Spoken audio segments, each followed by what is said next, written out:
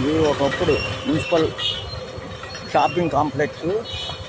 దాన్ని ఆంధ్రపత్రిక మాజీ ఆంధ్రపత్రిక కార్యాలయం దగ్గర ఇప్పుడు నిర్మాణంగా ఖాళీ స్థలంగా ఉంది. ఇది ఇరిగేషన్ ల్యాండ్.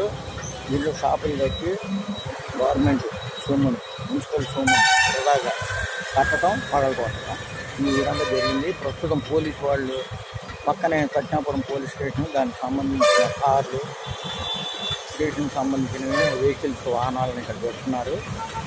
ఇది నిర్మూలంగా ఉంది స్థలాన్ని. ఎవరన్నా మళ్ళీ మున్సిపల్ కార్పొరేట్ స్థలం, ఈ రాజకీయ నాయకులు కూడా రకరకాల వ్యాఖ్యలు చేస్తూ స్థలాన్ని కబ్జా చేస్తారు. ముందు జాగ్రత్త జరిగా స్థలాన్ని ఇరిగేషన్ ల్యాండ్ వాళ్ళు కార్పొరేషన్ ఇస్తే మంచి కాంప్లెక్స్ కట్టొచ్చు.